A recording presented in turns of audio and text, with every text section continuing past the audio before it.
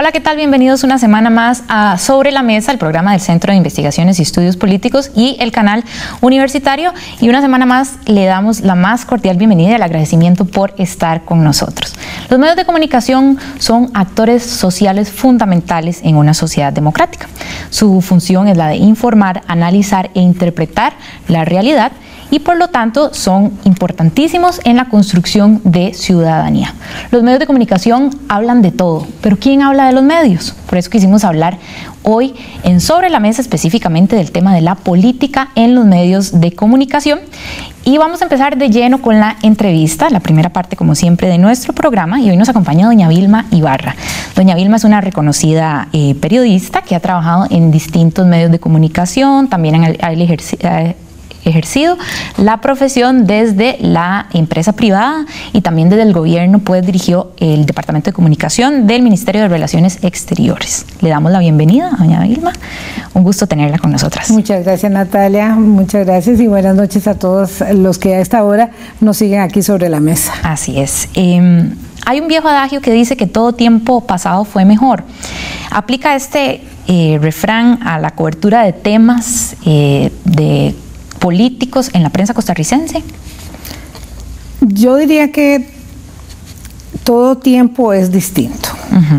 ¿Por qué? ¿Qué tiene distinto este periodo, digamos, con respecto a hace 30 años, cuando usted empezó el ejercicio de su profesión? Es sustancialmente distinto, ¿verdad? Empezando porque hace 30 años la preeminencia de lo político era muy fuerte sobre otros ejes de la vida social. La irrupción en el escenario político o en el escenario social con tanta fuerza de lo económico, que genera un desplazamiento de la vida política como nosotros la entendíamos en el Estado democrático, como lo visualizamos, es realmente muy diferente en este tiempo. ¿Cómo caracterizaría usted este tiempo? Yo diría que hay un desplazamiento muy significativo del espacio público político, virtud a los ejes de la economía, ¿verdad?, que se anteponen a la realidad de lo que era la convivencia democrática, y las relaciones entre lo político y lo mediático, básicamente, han cambiado de manera sustantiva, y hay mucha dinámica alrededor de este tema y una manera muy diferente de apropiar los hechos políticos desde lo mediático. ¿Y la relación periodistas-políticos ha cambiado? La relación periodistas-políticos siempre sigue siendo una relación tensa, siempre lo ha sido, debe ser así, perseguimos objetivos un tanto distintos, ¿verdad? Nosotros estamos tratando de hurgar en cosas que generalmente desde el ámbito de lo público político se manejan de una manera diferente, y hay, aunque corren muchos vientos, digamos, para develar las cosas que están ocultas, lo cierto es que hay siempre intereses contrapuestos. En esa medida nosotros tenemos una circunstancia muy compleja, y además creo que los actores mediáticos tienen mucha más fuerza, están mucho más validados socialmente hoy que hace 30 años. Pero digamos, ¿estamos hablando de un sector específico del periodismo o podríamos caracterizar esto a los medios de comunicación en general, digamos, esta tensión medios políticos? Yo diría que en términos generales hay esta tensión, siempre ha prevalecido, como le mencionaba antes, pero ahora es muy fuerte, y pasa no solo en Costa Rica, sino que en las democracias, tal y como nosotros las entendemos y las concebimos, y probablemente más allá de los ámbitos democráticos occidentales que conocemos, hay una relación, una interrelación diferente. El espacio de lo público, político, se realiza o se ejecuta de manera bastante diferente hoy en día, y nos es muy difícil comprenderla, ¿verdad? El hecho de que realmente los periodistas podamos rendir cuentas o se nos pida que rendamos cuentas, cuál es el caso del tema que hoy nos ocupa, a mí me parece que es significativo, porque normalmente los actores mediáticos que están tan validados socialmente no rendimos cuentas, y a mí me parece que debemos rendir cuentas igual que los actores políticos. Okay. ¿Cómo afecta al ejercicio del periodismo en Costa Rica el hecho de que vivamos en un país pequeño, con alta concentración mediática, ¿verdad?, que con los años se hace todavía aún más concentrado, y con poca pluralidad ideológica? ¿Qué considera usted?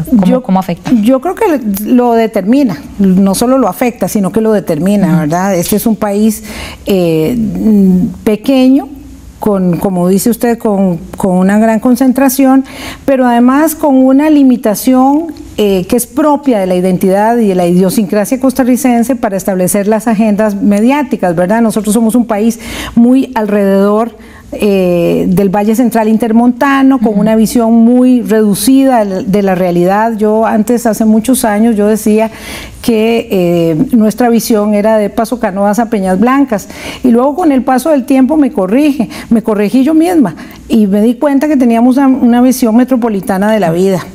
Yo creo que eso determina mucho la cobertura de las noticias, la cobertura de los hechos políticos, sociales y culturales, y si no sucede algo sumamente determinante como la huelga de los frijoleros en Pérez Celedón, el hecho mediático se circunscribe nada más al Valle Intermontano Central casi siempre. Entonces vivimos alrededor del hueco, vivimos alrededor de la alcantarilla, vivimos alrededor de lo que nos sucede en lo inmediato, ¿verdad? Y eso determina mucho lo que sucede en el país, porque lo que sucede es lo que se ve. Y tomando en cuenta esto mismo, que somos un país pequeño en los que es muy difícil que, bueno, es innegable, los medios son empresas, ¿verdad? Esa es una cosa que quisiéramos como que usted también se refiriera a eso en esta entrevista, porque cómo funciona la relación del ejercicio periodístico libre, independiente, del ejercicio de la libertad de prensa en un país donde estamos con tan poquitos medios y donde de pronto un periodista podría sentirse autocensurado o podría autocensurarse porque sabe que trabaja en un país donde no hay muchísimas opciones de trabajo, donde mejor no digo ciertas cosas porque los intereses del medio, ¿verdad? Eso en cuanto a autocensura. Y en la censura, ¿cómo analiza usted el tema ahorita? Yo creo que la autocensura juega mucho, ¿verdad? O sea, en nuestro inconsciente, ¿verdad? Expliquémosle a la gente qué es autocensura. Es el hecho de uno limitarse en la capacidad, digamos, de velar hechos noticiosos, hechos que son de afectación del interés público, virtud a los temores, ¿verdad?, que pueden ser fundados o infundados, que uno genera respecto de la cobertura de los hechos periodísticos. Creo que tal vez determina mucho más hoy esa autocensura. ¿Por qué? Siempre ha existido, ¿verdad? Pero creo que en mi generación anterior, aunque no estoy muy de acuerdo con que todo tiempo pasado fue mejor, fue diferente, le dije, éramos un poco más arriesgados, un poco más avesados, y los condicionamientos que siempre han existido, porque no son nuevos, digamos que nos rebelábamos un poco ante eso, ¿verdad? No puedo sentirme como un periodista de 30 años porque no lo soy, empezando a trabajar y sosteniendo el empleo, pero creo que hay más condicionamientos, virtud sobre todo a la diversificación de negocios que tienen hoy los medios de comunicación. Es decir, antes ser medio de comunicación era circunscribirse a la tarea del medio de comunicación, y hoy los medios de comunicación son efectivamente, como usted lo dice, empresas privadas, pero además muy diversificadas, que realizan muchas otras tareas más allá de la tarea informativa propiamente. Entonces, ¿qué piensa usted del hecho de que un periodista joven, diría usted que se autocensura más ahora un periodista joven que lo que pasaba anteriormente? Entonces, es un poco arriesgado afirmar eso si no tengo con qué probarlo, pero por la naturaleza y la dinámica que se ve en la cobertura informativa cotidiana, uno piensa que la agenda está establecida o cree que la agenda está establecida virtud a una agenda que se mueve mucho más en el terreno del infoentretenimiento, del espectáculo, de la banalización de las noticias, ¿verdad? Más que en los hechos periodísticos que nosotros calificamos como hechos noticiosos propiamente, ¿verdad? Entonces ha cambiado mucho el énfasis de la cobertura y ahí se juntan muchos factores, ¿verdad? No hay una mano invisible, un fantasma diciendo haga esto, deje de hacer lo otro, pero hay una predeterminación de qué es lo que establece la agenda mediática y por ahí se conduce.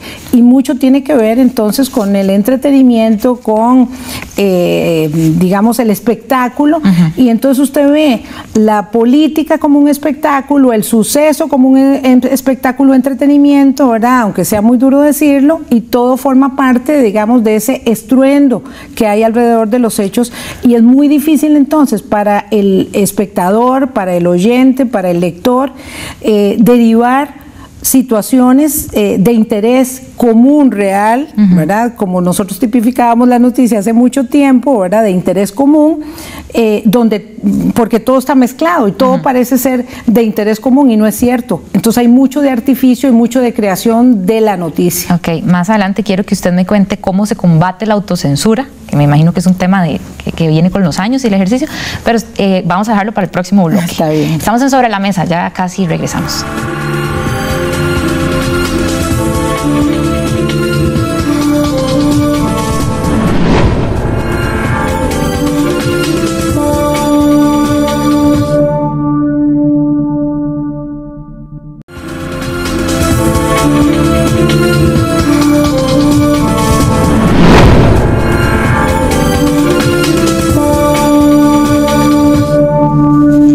Estamos Sobre la Mesa conversando con doña Vilma Ibarra sobre la cobertura de temas políticos en la prensa costarricense. En el bloque anterior tocamos un poco el tema de la autocensura. Yo quiero que me cuente brevemente cómo se combate la autocensura, si hay que hacer ciertas concesiones con los años o si más bien tiene que ver con un buen ejercicio de la profesión, si eso le da credibilidad y respeto a un periodista. Bueno, yo como exalumna de esta casa de estudios diría que aprendí, ¿verdad?, en mi formación ética, cuáles eran los parámetros en los que yo quería desempeñar mi vocación, ¿verdad?, porque para mí el periodismo es mi gran vocación de vida. Y básicamente después de 30 años sigo siendo la misma persona, es decir, no creo que haya tenido que hacer concesiones de ningún tipo para mantenerme a flote y sobrevivir en el desempeño del ejercicio periodístico que abracé desde que era muy chiquilla, ¿verdad? Porque yo decidí ser periodista desde que tenía 14 años de edad y de eso aún no me arrepiento y ya es muy tarde como para pensar que me voy a arrepentir, de modo que yo creo que uno tiene un marco referencial, ¿verdad?, ético para desempeñarse, y creo que la formación humanista que yo recibí en mi vocación para consolidarla como un ejercicio, como un oficio, independientemente de que sea un oficio o una profesión, fue determinante para ser la persona profesional que yo quería ser. Creo que a veces uno tiene que comprarse ciertas luchas, ciertas batallas, defender los principios y defender el marco ético en el que cree, y creo que se puede hacer. No lo veo de otra manera, no lo entiendo de otra forma, ¿verdad? Sí pienso que es más difícil ahora para los colegas profesionales jóvenes luchar contra algo que está tan predeterminado como la sociedad del espectáculo, la noticia del infoentretenimiento, que es tan determinante en el mundo de hoy como para pensar, quiero ser periodista para salir en la televisión, quiero ser periodista para montarme en un toro, quiero ser periodista para cantar, para bailar. Es decir, nosotros no nos planteábamos eso en nuestra generación. Un poco queríamos ser profesionales para cambiar el mundo, como casi todo el mundo cuando está joven, ¿verdad? Ok. Hay una crítica común, sobre todo en los últimos 2 años, de parte de los políticos hacia los periodistas, y es que dicen que los medios satanizan, se concentran solo en lo negativo, que desprestigian al gobierno. ¿Qué tiene usted que decir al respecto? Bueno, yo creo que una parte importante del desplazamiento que tiene el escenario de lo político, de lo público político y la deslegitimación de la política y de lo político, efectivamente le corresponde a los medios de comunicación. Yo creo que tenemos un enorme peso y una gran responsabilidad en la deslegitimación del sistema político, y me parece que eso es deleznable, porque el sistema político y la institucionalidad política del país, la solidez de la democracia costarricense es incuestionable, innegable. Eso no significa que no podemos hacer señalamientos concretos sobre lo que sucede, pero si usted está machacando un día tras otro en que toda la política es corrupta y todos los políticos son corruptos, efectivamente lo que llega es a fabricar un hecho social, público, político, deslegitimado, que afecta a la institucionalidad democrática. Y a mí, yo he sido muy crítica de esa circunstancia, porque entonces nos colocamos en una posición privilegiada como juzgadores de todo el entorno, ¿verdad?, de todo el entramado social del país, donde no tenemos ninguna responsabilidad, pero siempre estamos urgiendo y reclamando, y eso no significa que no haya hechos de corrupción y hechos que haya necesidad, digamos, de develar. Lo que sucede es que estamos satanizando la actividad, y efectivamente yo coincido con que hay un exceso desde los medios en la satanización, y un poco porque no se entiende o no se comprende la solidez, la solvencia del sistema, de la institucionalidad política en su concepción integral, completa, ¿verdad? Eso me lleva a otra pregunta. Otra crítica muy común que se le hace a los medios de comunicación es que no son claros con respecto a sus posiciones, ni los periodistas ni los medios. Por ejemplo, en un artículo académico, don Carlos Sandoval planteaba que por qué el editorial aún no se firma en Costa Rica, por qué los medios no asumen posiciones como cualquier otro actor político, por qué no son claros, y por qué simplemente cuando quieren bajarle el tono a un tema lo invisibilizan de su agenda, ¿verdad? Pero no son claros, no dicen claramente con qué partido estoy, qué posición tengo con respecto a un tema importante del debate nacional. ¿Qué piensa usted de ese conflicto de la objetividad periodística versus cómo distingue la gente si lo que me están diciendo es realmente porque es la posición del medio o porque es lo que es? Bueno, yo suelo coincidir con las posiciones del profesor Carlos Sandoval. No hay tal cosa como la objetividad, ¿verdad? Yo partiría de ese hecho. No hay tal asunto como la objetividad. Hay un esfuerzo de imparcialidad para acercarse a los hechos noticiosos, o debiera haber un esfuerzo de imparcialidad. Pero yo veo al periodista como un ciudadano primero. Tal vez expliquemos a la gente brevemente cuál es la diferencia entre objetividad e imparcialidad. Sí, yo debo ser imparcial a la hora de acercarme a los hechos, ¿verdad? De entrevistar, de buscar las posturas, y eso no significa que tenga la capacidad de abstraerme como un ente, ¿verdad?, que viene insertado de un planeta y se coloca en esta realidad para ver o para determinar qué posición asumo. Yo como periodista, como ciudadana, tengo posiciones como madre, como abuela, tengo posiciones frente a la vida, posiciones políticas frente a la vida, y evidentemente eso trata de ser de alguna manera siempre digamos de alguna forma como tapado, ¿verdad?, que no se observe nunca la posición, y realmente siempre tenemos una posición sobre los hechos. Ahora, a mí me parece que lo más conveniente, lo ideal es asumir el ejercicio periodístico con rigurosidad y asumir los parámetros del ejercicio periodístico con precisión, con corrección. Eso implica un desempeño que es ético, pero al mismo tiempo es operativo para hacer el periodismo en la mejor condición posible, sabiendo que somos personas que tenemos gustos, afinidades, que establecemos relaciones, incluso con la clase política, ¿verdad?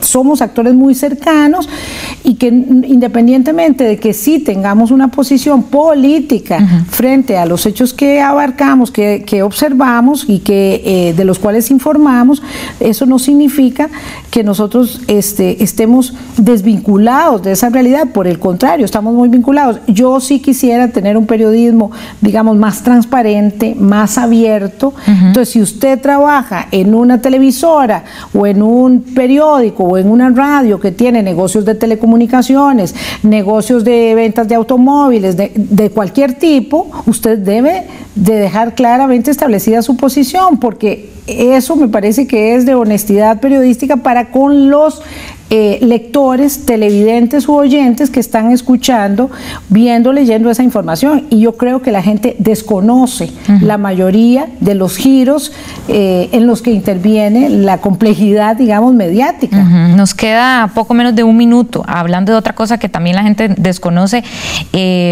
preparando la entrevista hablábamos sobre todo las rutinas informativas en los medios de comunicación, que genera muchas veces que no se le dé seguimiento a los temas, que las notas sean muy superficiales, que el abordaje sea, ¿verdad?, muy superficial, muy veloz. Todo se consume rápido y además los medios se han convertido en casi que en maquilas, muchos medios de comunicación, en donde hay que producir entre 15, 30 notas diarias, ¿verdad? Cuénteme un poco usted cómo analiza esa situación actual, ya para terminar la entrevista.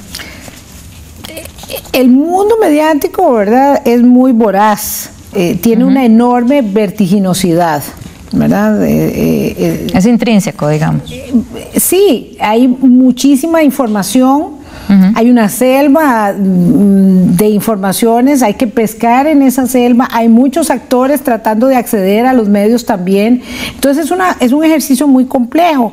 Probablemente no estamos preparados, los mismos periodistas, para entrar en esa selva. Donde hay una vorágine de acontecimientos inmensa, ¿verdad?, que de alguna manera nos sume, ¿verdad?, y es muy complicado entonces tener parámetros de rigurosidad periodística para cubrir las notas, cuando al mismo tiempo resulta que tenés que cumplir para la siguiente edición, ¿verdad? No es lo mismo hacer un programa de opinión 1 hora cada día, como hacemos nosotros en Hablando Claro, que hacer 4 notas para la siguiente edición y tener que cumplir con esos tiempos. Entonces, realmente el tiempo conspira contra la calidad periodística, pero yo creo que eso siempre ha sido así. Yo creo que lo más problemático es encontrarse con una agenda que está predeterminada virtud a asuntos muy insustanciales de la vida pública del país. Eso me parece que es más peligroso que lo otro. Bien, muchas gracias, doña Vilma, por habernos acompañado. Yo creo que dejamos bastantes temas sobre la mesa para que en el panel de análisis nuestro compañero Luis Emilio Jiménez y 2 distinguidos invitados que tiene hoy analicen este tema. Vamos a ir a una pausa, ya casi regresamos, estamos en Sobre la Mesa.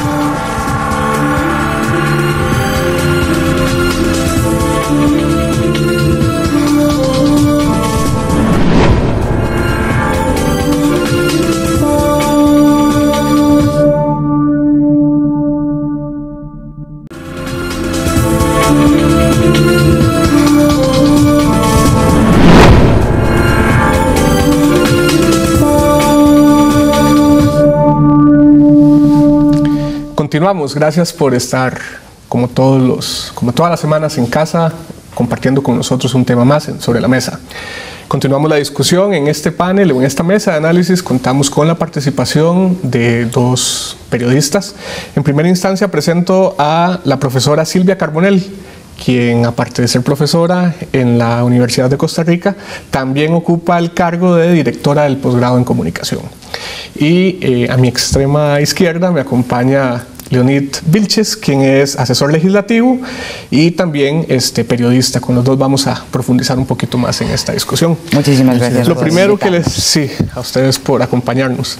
Lo primero que quería preguntarles, un poco para romper el hielo, ir marcando la conversación, es, bueno, ¿por qué razón es que los medios de comunicación se preocupan en atender atender la política, en atender temas políticos. Silvia. Sí, bueno, en el libro Los modelos de la comunicación del doctor Miquel Rodrigo Alsina define, ¿verdad?, la profesión del periodismo, y dice, entre otras cosas, que la sociedad inviste a los periodistas para que reelaboren la realidad que los envuelve.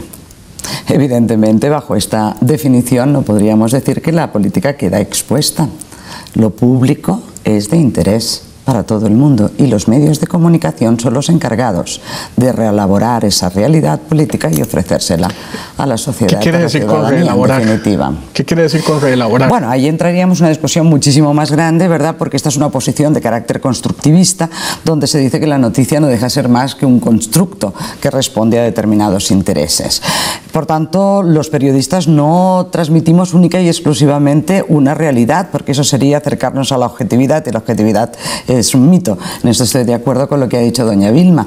La objetividad no existe, lo que existe es la veracidad. Y es una cosa diferente. Por tanto, nosotros lo que hacemos es reelaboramos toda esa información y la pasamos por una serie de tamices. Por eso digo que hay todos una serie de intereses que se interrelacionan con esa información y la ofrecemos a la ciudadanía. Sí. Leonid. Yo diría, aterrizando también un poquito el tema en tu pregunta, en el sentido de que hay una relación de amor y odio siempre entre el periodista y la fuente, y en el caso político no escapa de esto. Además, siempre hay una seducción, podríamos decirlo, al poder que genera los políticos y cómo tratar de desnudar cómo es esa telaraña política, cómo se toman las decisiones políticas, que si nos ponemos a analizar, la mayoría de las decisiones de un país pasan por el tamiz político, son decisiones políticas al final.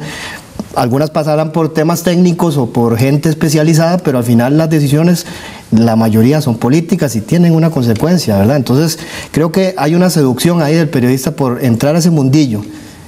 Lo importante de un buen periodista es no dejarse seducir tanto por ese mundo, ¿verdad? Sino estar dentro de él, pero no de compartir el poder con ellos. Algunos quieren hacerlo, ¿verdad? O sea, como que tiene que hay un límite, claro, sí, tiene que haber un límite. Esa es digamos, la importancia de que tiene que tener un periodista siempre a la hora de cubrir, porque siempre esa relación es muy estrecha entre el político, a veces se pelean, pero siempre hay como cierta confianza. Después de muchos años de cubrir a un político puede llegar a una cierta confianza que hay que saberla marcar, ¿verdad? Bueno, ahorita regresamos con eso. En el panel anterior yo escuchamos a doña Vilma mencionar que de alguna manera hay... ¿cómo se puede plantear? Ella un poco decía que se machacaba mucho en relación con el abordaje que se realizan de los temas políticos o los temas públicos y que eso podría eventualmente afectar la misma institucionalidad democrática, un poco ya estas son palabras mías, un poco va tanto el cántaro al agua que va y se quiebra, ¿verdad? Sin embargo, a la misma vez observo que cuando uno ve temas políticos, que no hay pleito que dure 3 días, es un poco lo que se ha dicho en este país. Entonces, ¿cómo se maneja, digamos, esta situación? Efectivamente, ¿cómo se realiza, digamos, este ejercicio periodístico planteando estas dos condiciones vis a vis? Bueno, yo a veces pienso que se nos acusa, ¿verdad?, a los periodistas de machacar, como tú decías, o en todo caso, ¿verdad?, fiscalizar de una forma perversa a las instituciones gubernamentales. Yo me permitiría decir que muchas veces los perversos son los que dirigen las instituciones gubernamentales. A veces, ¿verdad?, son ellos los que colaboran más en la destrucción que los propios periodistas. Yo creo que no diría ni que es verdad ni que no es verdad. Es que en definitiva es el papel que nos corresponde también a los periodistas. Si los periodistas somos veraces, quiere decir que contrastamos nuestras fuentes y que por tanto la información y los intereses de las distintas fuentes se comparan unas con otras. Pero si por otro lado somos independientes, que independientes no quiere decir que no tengamos nuestra propia concepción de las cosas. Lo que decía doña Vilma, es evidente que nosotros también tenemos nuestra propia ideología y que por tanto esa ideología juega también un papel. De hecho, yo quería preguntarles cómo se maneja eso, porque al final de cuentas, cuando un periodista emite su criterio, hay una suerte de legitimidad y de autoridad profesional de cara a la misma ciudadanía, pues que recibe aquello. Ustedes hacen la salvedad y hablan de veracidad, pero de pronto la ciudadanía puede recibir aquello como la verdad. Entonces, ¿cómo se resuelve esta situación? Pues muy sencillamente, ¿verdad? Hay que empezar desde la propia escuela a educar en cómo se consumen medios de comunicación y qué son los medios de comunicación y cuáles son los intereses que confluyen en ese medio de comunicación. Pero la ciudadanía no necesariamente conoce, digamos, toda esta... No, pero sí, ¿verdad? Sí que hay una alfabetización de tipo mediático, ¿verdad? Que de alguna manera tendría que imponerse para que realmente supieran qué son los medios, cuáles son los intereses que mueven los medios y que, por tanto, cómo hay que consumir esos medios y cómo hay que entenderlo. Nunca no se puede decir, yo lo sé, muchísimos de los periodistas nosotros somos objetivos. Sí. Mentira. De hecho, quería preguntarle esto a Leonid. Entonces, ¿se vale que los periodistas manifiesten públicamente sus posiciones haciendo o recordando precisamente que son investidos por una autoridad y una legitimidad que deviene de su profesión y su exposición al público? Yo creo que esto pasa primero porque los medios de comunicación se transparenten. Yo estoy de acuerdo con lo que dijo en el primer bloque de doña Vilma Ibarra, en el sentido de que aquí como que jugamos una doble moral muy generalizada en la sociedad y nos escudamos en esa falsa objetividad para rehuir a las posiciones verdaderas en temas claves o importantes de la sociedad. Y entonces ahí jugamos con esa doble moral y nos escudamos en eso. Obviamente, desde que uno a través de la computadora ahora o con su pluma o el micrófono en una cámara externa una posición, ahí ya lleva marcada cierta ideología, cierta valores de crianza de uno y de formación como profesional también. Entonces es imposible pensar en eso. Es mucho más sano y mucho más transparente que un medio diga desde su cúpula, desde su parte empresarial, que es al fin lo que está moviendo a los medios de comunicación en estos años, en estos días, que transparenten y digan, estamos en esta dirección, apoyamos este proyecto, o en el caso específico apoyamos estas políticas, no creemos en este gobierno por sus políticas, pero hacerlo de una forma mucho más transparente para que la ciudadanía, que es la responsabilidad mayor que tiene un periodista y un medio de comunicación, que es mostrarle a la gente lo más posible una realidad que se acerque a eso, y creo que en eso estamos fallando, porque cuando hacemos mediciones sobre percepciones de instituciones o de ciertas cosas, creo que la gente se queda, y es lógico, pero la gente se queda con lo que le llega a través de las informaciones, y muchas veces no responde a la realidad. Ahora, usted planteó el tema habló de la cúpula. A mí me gustaría hablar más bien como de digamos, ubicar como 3 actores en esta cadena de información. De pronto hay más, pero para mí veo como 3 actores muy, muy importantes.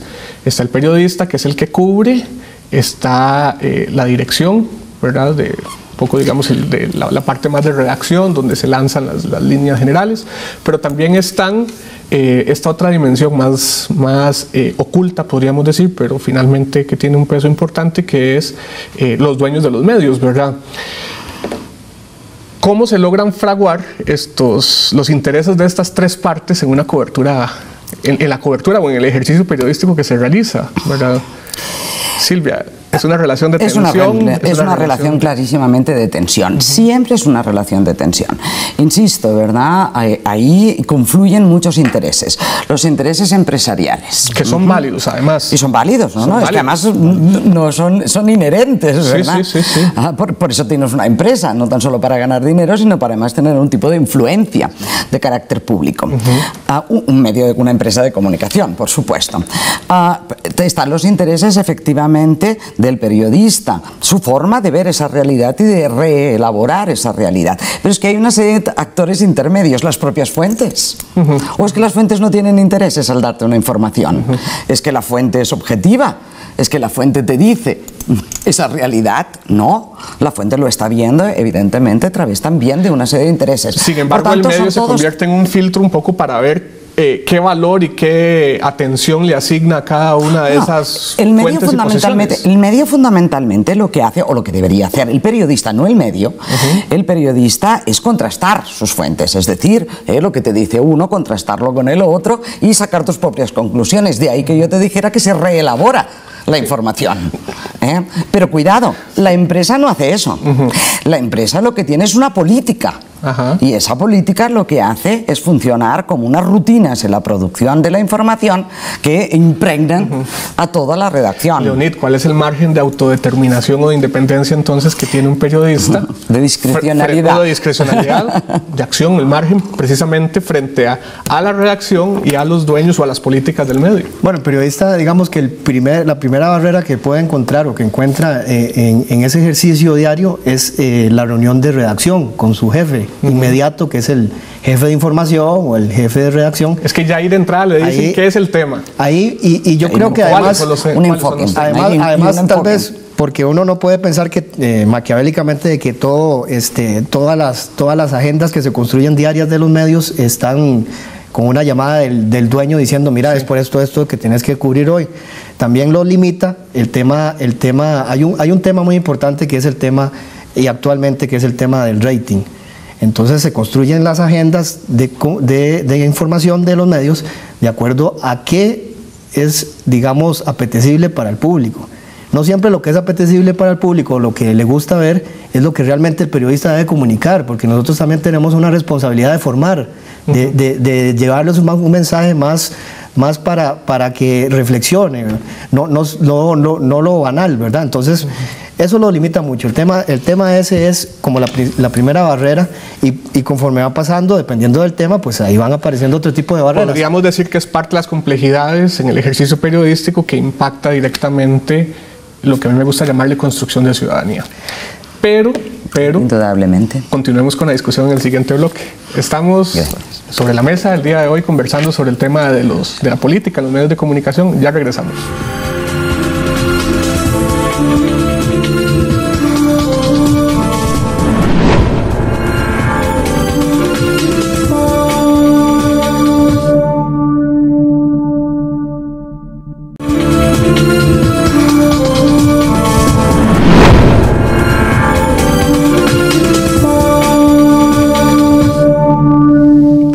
Gracias por continuar con nosotros. El día de hoy colocamos sobre la mesa la discusión de, cómo es que los medios de comunicación abordan los temas de la política, los temas públicos.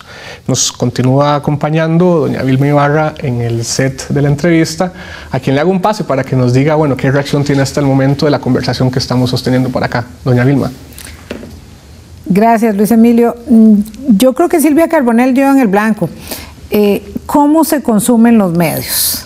Debiese existir una lección desde la escuela, en el colegio y a lo largo de toda la educación formal de la vida de un individuo, de un ciudadano, para entender cómo se consumen los medios. Es algo muy complejo que por supuesto no vamos a poder terminar de abordar en un espacio tan pequeño sobre la mesa, pero que implica de verdad una obligación de la institucionalidad democrática de enseñarle a sus ciudadanos. O sea, la democracia es algo muy complejo, está a prueba, se somete a prueba hoy más que nunca, y los ciudadanos no sabemos cómo debemos consumir medios. Entonces tenemos una enorme dificultad para entender, por ejemplo, la diferencia entre la veracidad que Silvia planteaba y la verosimilitud, que es lo que parece cuando construimos hechos noticiosos, porque los construimos desde los medios, también tenemos la capacidad de hacerlo.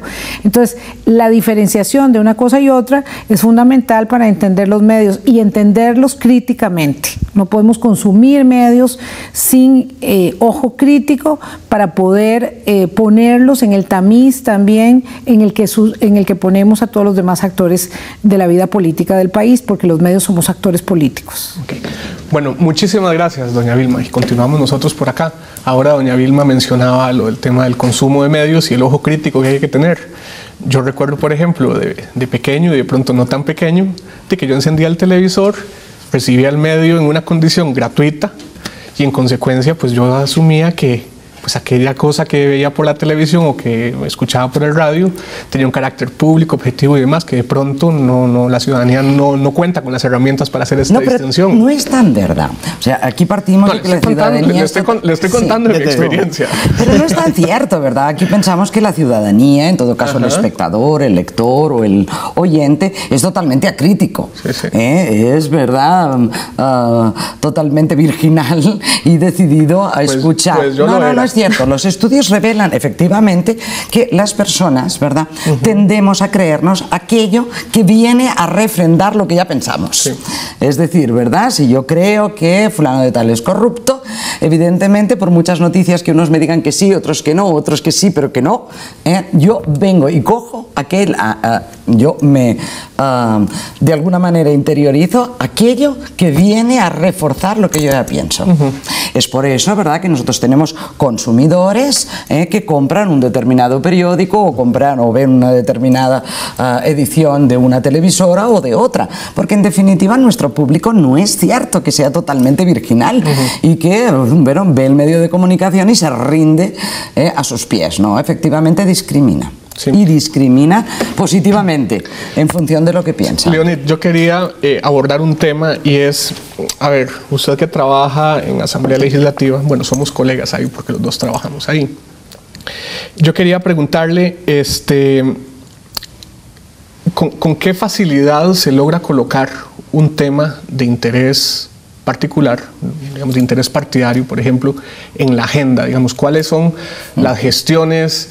Si es un asunto lineal, si se tiene, por ejemplo, un caso, un tema de interés, ya el hecho de que el caso tenga una riqueza intrínseca garantiza, en este caso, su colocación en agenda de medios. Sí, claro que eso es un tema fundamental. Yo nada más quería agregar, y ya que lo suscribe usted... Pero no me deje contestar lo que le acabo de preguntar. Sí, ya que usted lo suscribe al tema legislativo, yo quiero decirle que así como ha habido un deterioro, y es manifiesto un deterioro del sistema político y de los representantes del primer poder de la República, creo que también la cobertura ha sufrido un deterioro.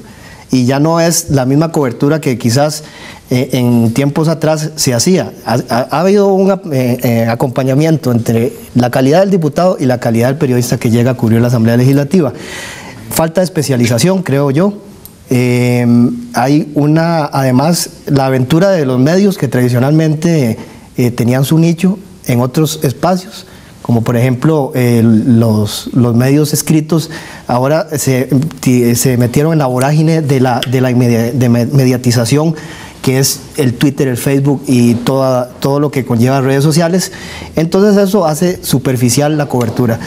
Cuando se trata de temas a veces muy pesados, a veces difíciles de explicar, y con un agravante más del desprestigio ya manifiesto y estigmatizado que tiene el primer poder de la República. Entonces lo que me está diciendo es que de pronto el tener un caso debidamente armado no necesariamente se traduce en su colocación adecuada en la agenda de medios. ¿Es así? Sí, y creo que además tanto periodistas como diputados han caído en la trampa de esa espectacularidad, de salir y decir, denuncio cualquier cosa, el que se ponga primero la denuncia salgo yo en los medios, y creo que ha habido esa complicidad entre los dos. Entonces muchas veces se pierde un poco el rumbo de la discusión en el plenario, y muchos temas llegan o son filtrados por la mediatización. Sí. Le pongo un ejemplo: la fallida reforma a ley de tránsito que tuvo que ser reformada. Muchos generadores de opinión pensaban que había que aprobarla y metieron presión, y muchos medios plantearon casos de que había que aprobarla. Los diputados en su tiempo ahí se lerdearon y la aprobaron de una forma muy rápida, y salió lo que salió. Y ahí hubo una gran influencia mediática. Salió lo que salió significa que ahora hay que someterla nuevamente a revisión. Correcto. Y muchos temas pasan por ese tamiz, y entonces la discusión que podría o que debería ser más reposada, con la presión de los medios, se acelera. Démosle espacio a Silvia porque la había haciendo así con la cabeza. ¿Cuál es su criterio sobre este tema? Es que es difícil a veces, ¿verdad?, posicionarse única y exclusivamente en un extremo o en otro. Es evidente, o sea, los temas que puedan interesar están mediatizados también por, como les decía antes, por la fuente. El partido puede pensar esto es importantísimo. El partido o el gobierno. O el gobierno o la institución que sea. Cualquier fuente piensa que lo que tiene en las manos esto es importantísimo y esto tendría que ser portada en todos los medios. Sí. No necesariamente es así. Para eso estamos nosotros, para decirles a los diputados de que algunas cosas no son noticia o no generan noticia. No necesariamente es así, pero es que además confluyen con los intereses de muchísimos actores que intervienen en el proceso de la información. Ya te digo, tú puedes ir, ¿verdad?, y tienes una fuente confiable y te da unos datos que te parecen contrastables y que te parecen bien, y llegas a la redacción y te dicen un momento. Primero, la política de la empresa que permea la producción es esta, pero segundo, puede haber algo mucho más. En este momento no es importante meterse con este tema. ¿Por qué? Hoy no, porque estamos en vísperas de elecciones y nos jugamos la publicidad. Y por tanto, ¿cómo es eso? Nos jugamos la publicidad. Sí, claro. Los medios de comunicación abiertos y los privados, ¿verdad?, que es mayoritariamente nuestro espectro, viven de la publicidad. Y uno de los principales inversores de publicidad son los partidos políticos en los momentos de las elecciones. Son 700 y pico de millones en la campaña anterior, ¿verdad?, de publicidad en los medios.